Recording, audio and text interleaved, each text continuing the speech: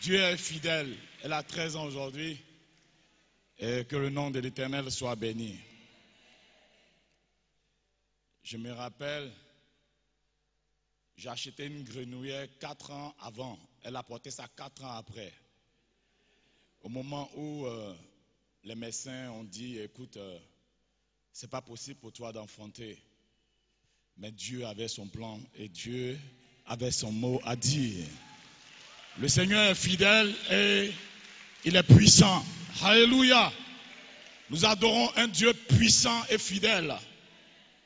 Ce matin, le thème de mon message est « Je sais que mon Rédempteur vit ». Alléluia. Si tu crois que ton Rédempteur vit, acclame très très fort le Seigneur.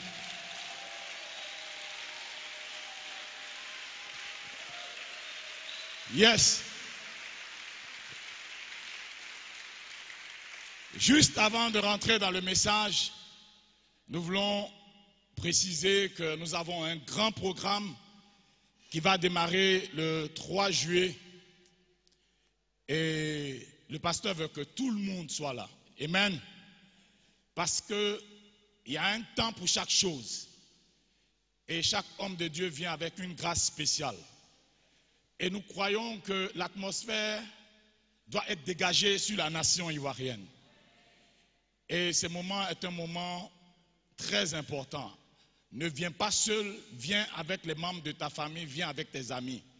Parce que Dieu est sur le point d'accomplir quelque chose, non seulement pour toi, mais pour toute la nation entière. Aussi bien pour la maison de la destinée, parce que nous sommes dans un temps de victoire. Dis victoire! Nous sommes dans un temps de victoire. La maison de la destinée est dans un temps de victoire. Et quand on dit la maison de la destinée, c'est aussi toi. Dis victoire. Alléluia. Oh, acclame le Seigneur ce matin. Acclame le Seigneur ce matin. J'aime qu'on acclame Jésus-Christ de Nazareth. Parce que personne ne peut t'empêcher d'acclamer celui qui te fait du bien. Personne ne peut t'empêcher d'acclamer ton Rédempteur. Personne, aucun démon, aucun sorcier, aucune maladie ne peut t'empêcher d'acclamer le roi des rois, le Seigneur des seigneurs, l'alpha et l'oméga, le juste juge, le juste juge, le juste juge. Personne ne peut t'empêcher d'acclamer celui qui règne à jamais. Alléluia. Yes. Salue ton voisin ce matin. Dis-lui, voisin, je ne sais pas si tu es réveillé, mais moi je suis réveillé. Alléluia. Yes. Dis-lui, voisin, réveille-toi. Réveille-toi. Le temps n'est plus au sommeil. Le temps n'est pas au sommeil. Nous allons aller tout de suite dans nos Bibles. Allons-y en Job. En Job, chapitre 19, nous allons lire à partir du verset 20 jusqu'au verset 27. Job. Le livre de Job est un livre poétique, un très beau livre. Mais il y a des gens qui disent qu'ils n'aiment pas le livre de Job parce qu'il y a la souffrance dans le livre de Job. Or, il faut bien comprendre certaines choses. Lorsque tu comprends, il y a quelque chose qui se passe dans ta vie. Je vais lire Job 19 à partir du verset 20 jusqu'au verset 27. Mes os se sont attachés à ma peau et à ma chair, et je me suis échappé avec la peau de mes dents. Aie pitié de moi, vous mes amis, ayez pitié de moi. Car la main de Dieu m'a frappé. Pourquoi me persécutez-vous comme Dieu? Et ne pouvez-vous vous rassasier de ma chair? Oh, je voudrais que mes paroles fussent écrites quelque part. Je voudrais qu'elles fussent inscrites dans un livre qu'avec un burin de fer et avec du plomb, elles fussent gravées sur le roc pour toujours. Pour moi, je sais que mon Rédempteur est vivant, qu'à la fin il se lèvera sur la terre et qu'après cette peau qui se détruit et hors de ma chair, je verrai Dieu. Moi, je le verrai. Propice, moi propice. Mes yeux le verront et non un autre. Mes reins se consument en mon sein. Seigneur, bénis ta parole ce matin et que ton nom soit exalté, que ton nom soit glorifié. Fais du bien à quelqu'un en ce jour dans le nom de Jésus. Amen. Notre Dieu est fidèle. Lorsqu'on va au début de ce livre de Job, nous allons nous rendre compte qu'il y a une discussion entre Dieu et Satan. Et quand tu vois cette conversation, tu te rends compte que Dieu discute avec Satan. Et ce que je ne comprends pas, il y a certains politiciens qui ne parlent plus entre eux-mêmes. Mais si Dieu est capable de discuter avec Satan, pourquoi vous ne vous parlez pas? Ça m'a fait réfléchir. Et Dieu demande à Satan, mais est-ce que toi tu te promènes, tu vadrouilles là? Mais est-ce que tu as vu mon serviteur Job? Il dit, oh, mais Job, ton serviteur, mais c'est parce que tu le bénis, regarde comment il est béni. Mais c'est normal qu'il t'adore parce que tu es avec lui, c'est toi qui le protèges. Écoutez, cette conversation nous montre à quel point Satan lui-même sait que Dieu nous garde. Et que s'il n'a pas d'autorisation, il ne peut rien faire. Et il négocie. Et il dit non, que c'est parce qu'il est intéressé qu'il t'adore. Que si tu veux, lève la protection, je vais toucher à tout ce qu'il a et tu verras. Mais Dieu, il est omniscient. Dieu, il sait tout. Mais Satan, lui, c'est à l'action qu'il juge. Donc lorsqu'il commence à te donner des coups, il veut voir ta réaction. C'est à partir de ta réaction que lui, il sait qu'il est en train de te faire quelque chose.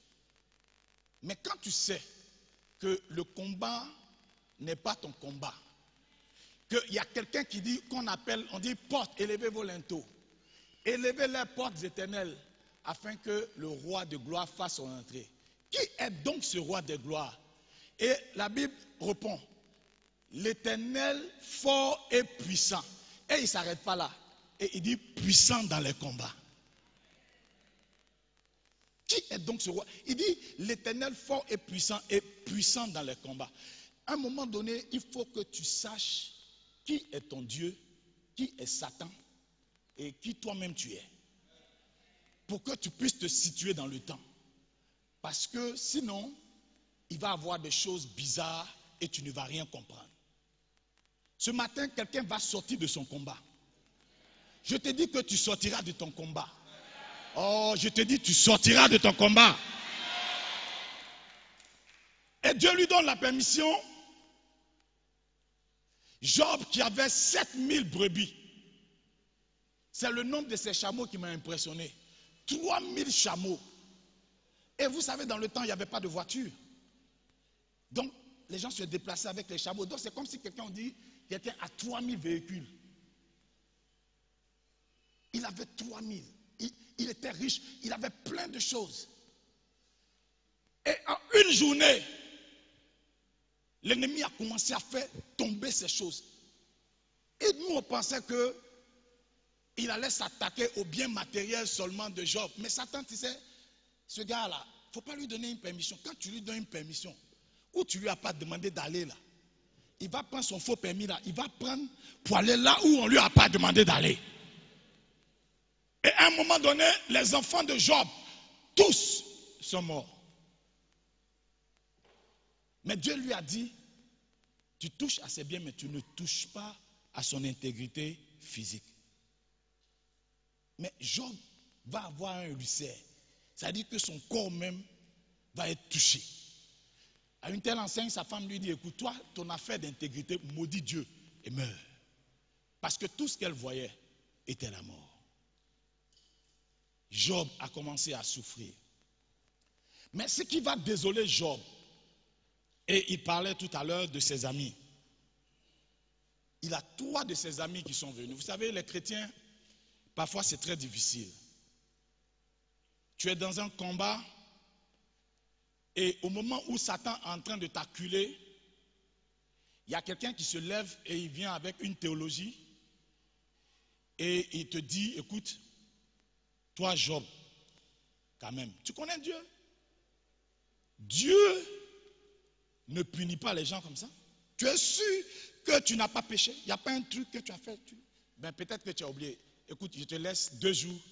Commence à réfléchir, demande au Saint-Esprit de te rappeler. Et puis je vais revenir le lendemain. Parce qu'il faut que tu te confesses. Il y a un autre de ses amis qui vient qui parle de cette justice de Dieu. Mais ils avaient une théologie qui était bien, mais c'était très mal appliqué. Ils ont vu ce Dieu de justice sans voir ce Dieu miséricorde. Et Job a commencé à recevoir de ces flèches terribles parce que il était en train de proclamer son innocence. Et nous qui avons lu le texte, si tu vois le texte au début, on se rend compte que c'est Dieu lui-même qui était en train de faire sa propagande. Donc nous savons au départ que ce n'est pas parce que Job a fauté. Mais au stade où il se trouvait, les gens étaient dans l'incapacité, même Job lui-même n'avait pas suivi cette discussion qui avait eu lieu auparavant. Sa femme non plus. Et donc, il était malmené, il était dans une situation difficile. Qui veut être dans une situation difficile? Qui veut souffrir ainsi? Mais il faudra que tu saches une chose. Dieu, chaque fois que les événements se produisent, Dieu le sait. Et parfois, il a pris un certain nombre de dispositions. Regardez, quand au temps de Noé, la terre devait être détruite. Et il lui a demandé de faire quoi? De construire l'arche. Mais les gens ont commencé à rire dans le quartier. Les gens vaquaient à leurs occupations. Il paraît que ça a duré 120 ans. Pendant qu'on était en train de construire les routes, on était en train de faire les choses, lui, il était en train de construire l'arche. Et quand une nouvelle personne arrivait dans le quartier, qu'on demandait, mais qu'est-ce que ce vieux-là, il est en train de faire? Les gars disent, c'est pas maintenant, il a commencé. Hein. Ça fait déjà 100 ans. Il est en train de construire l'arche, il a arrêté de travailler, ça fait 100 ans. Il dit que Dieu va détruire la terre. Et donc, il est en train de construire un gros bateau. Et en ce moment, on ne connaissait pas la pluie. Donc, on ne savait pas de quoi il parlait. Et parce que les gens ne savaient pas de quoi il parlait, ils pensaient que ce qu'il disait était insensé. Mais lui, l'information qu'il avait reçue ne venait pas d'un journal de la place, ne venait pas d'une télévision, même si elle est internationale. Mais il avait reçu une information de Dieu. Et Dieu qui voulait préserver l'espèce humaine et la sémence a trouvé Noé, et à partir de l'arche, il va préserver ce qu'il voulait préserver et le monde a été détruit. Mais ce qu'il voulait préserver a été préservé. Dieu n'est pas surpris par les événements, contrairement à ce que les gens veulent faire croire. Certains philosophes disent, mais si il est le Dieu tout-puissant, mais pourquoi permet-il tout ce mal, tous ces malheurs et il ne les empêche pas? Mais toi-même, tu ne veux pas comprendre Dieu, tu ne connais pas Dieu, tu ne veux pas connaître l'histoire du monde. Quand on te demande comment le monde a été fait, tu dis qu'il y a eu un Big Boom. Mais à partir de là, la discussion va s'arrêter parce que nous sommes en déphasage. Parce qu'à partir de l'histoire que nous racontons, on sait ton world view, comment ta perspective. tu interprètes les choses en fonction de comment tu as été formaté. Comment tu as été formaté? Et donc, quand toi tu interprètes le monde, quand tu regardes les situations, ta manière d'interpréter les choses est différente de celle de Dieu. Et donc, c'est pour cela que tu ne peux pas apprécier comme Dieu apprécie. Ils ont pris Daniel. Il dit à Daniel d'adorer un autre Dieu. Daniel dit, je n'adore pas un autre Dieu. Ils disent à Daniel, on va te mettre dans une fosse aux lions. Et ils ont tout fait pour que le lion soit affamé. Donc pour affamer un lion, c'est quoi? C'est de ne pas le nourrir pendant certains jours. Ils l'ont mis de côté. Et le lion a été bien affamé. Et qu'est-ce qu'ils ont fait? Ils ont mis Daniel pour faire quoi? Pour que le lion le broie en 1 minute. Parce que quand tu as très faim, tu manges très rapidement. Mais Dieu qui a sauvé Daniel aurait pu empêcher Daniel de rentrer dans la fosse au lion. Il pouvait frapper tous ceux qui étaient là, qui voulaient le mettre dans la fosse au lion, il pouvait les tuer tous à un instant. Mais Dieu ne l'a pas fait. Il a laissé à ce que Daniel rentre dans la fosse au lion. Quand Daniel rentrait dans la fosse au lion, ce que lui il savait que son Dieu était capable de le délivrer. Et de toutes les façons, même si Dieu ne le délivrait pas, Dieu demeurait Dieu pour lui. Et Dieu a protégé Daniel pour montrer dans cette épreuve de Daniel que lui, il est le Dieu tout-puissant qui peut protéger.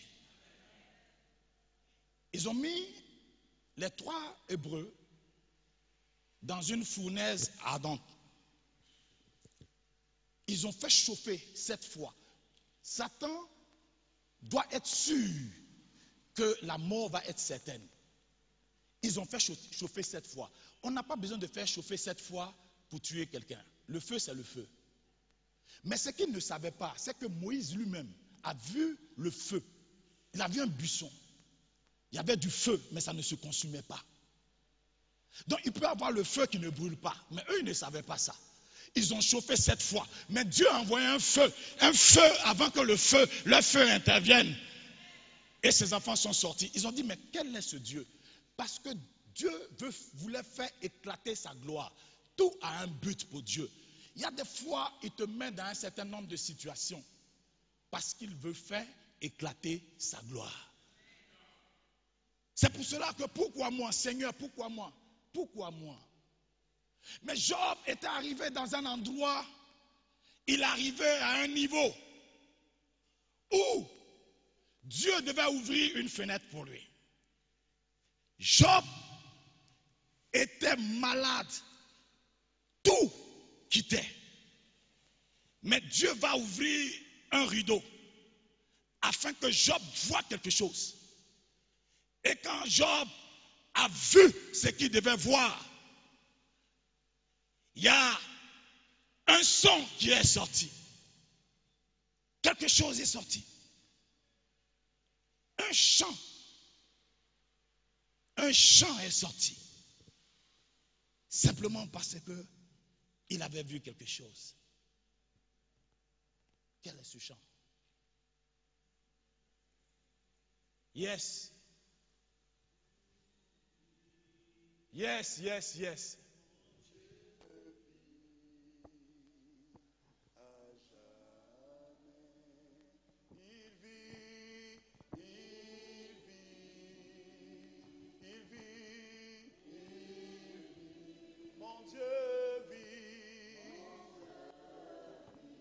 Oui.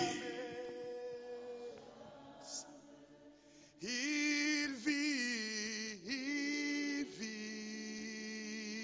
Yes. Il vit. Mon Dieu vit à jamais. Il vit. Il vit. Mon Dieu vit à jamais. Il vit.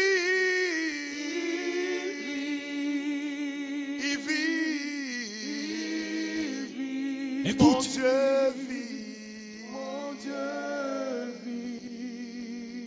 lorsque tu es au fond de cette difficulté, Dieu te permet de voir quelque chose que les gens qui sont autour de toi sont incapables de voir. Job était capable de sortir de lui. Il ne voyait plus par rapport à lui maintenant. Mais il voyait le Rédempteur vivant. Il voyait son Rédempteur, celui qui va le relever en train de venir. Au moment où tout semblait être terminé, au moment où il restait que la mort, au moment où tout semblait être fini, mais il vit. Ce matin, je veux dire à quelqu'un ce matin, peut-être tu crois que tu es à côté de la tombe. Mais je veux que tu le vois. Je veux que tu le vois. Je veux que tu puisses voir le Rédempteur, celui-là que Job a vu. Il dit oui, il vit. Il dit, mes yeux le verront. Il dit, mes yeux le verront. Non pas les yeux d'un autre, mais mes yeux le verront. Il ne parle pas des yeux de quelqu'un d'autre. Il dit, mes yeux le verront. Mais qui t'a dit? Qui t'a dit qu'ils ont le dernier mot sur toi? Mais pourquoi un enfant de Dieu va rester dans cette situation tout le temps?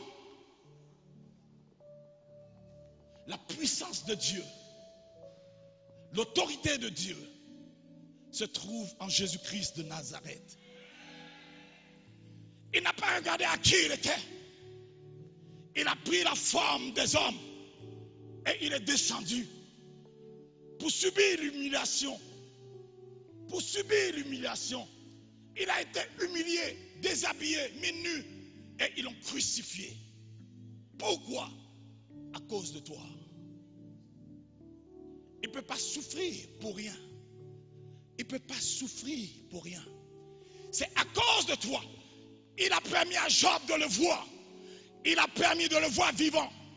Il dit, si moi, je dois mourir, si cette chair doit disparaître, mais je sais qu'à la fin, mon Dieu se tiendra sur cette terre pour juger cette terre. Parce que la terre lui appartient. Parce que le monde lui appartient. Un temps viendra où le Seigneur va anéantir toutes choses. Job a détruit le malheur et la mort par l'espérance. Job s'attendait à quelque chose. Il dit, mon âme languit. Mais c'est celui qui vit. C'est celui qui vit qui a son âme qui languit. Qu'est-ce que tu attends, mon frère? Qu'est-ce que tu attends, ma soeur? Il y a des gens qui n'attendent plus rien.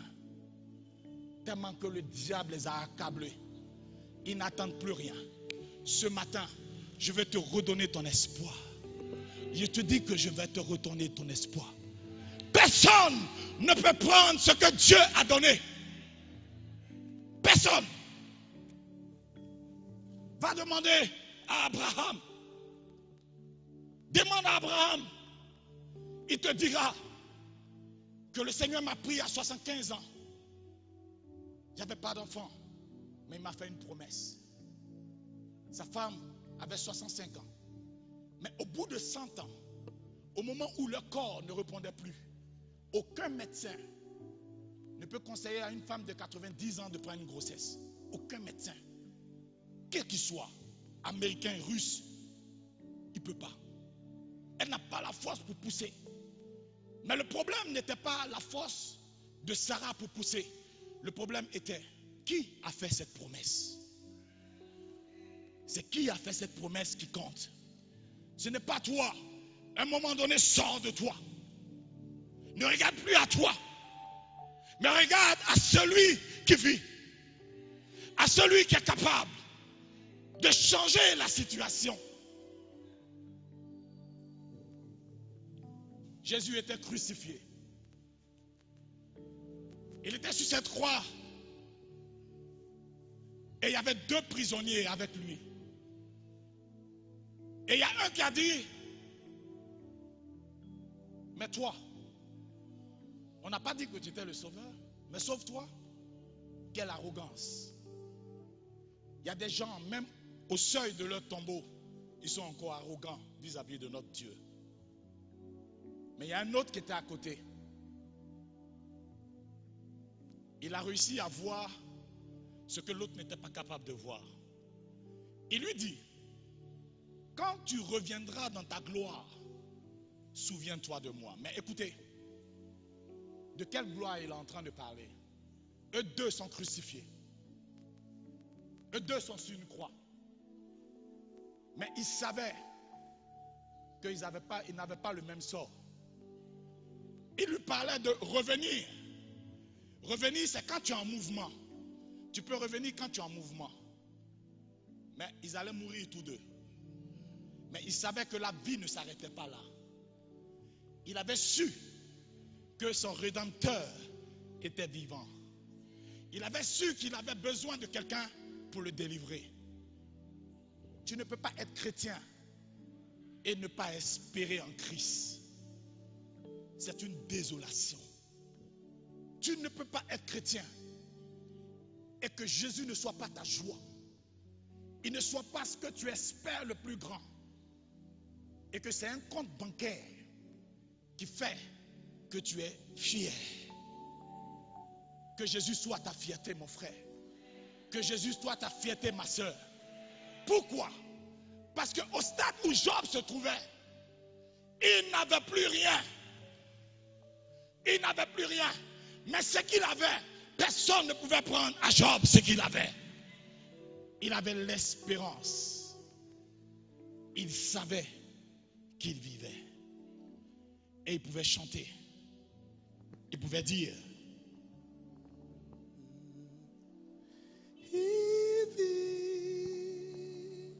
viens devant. Tu as besoin d'une prière. Mon Dieu vit.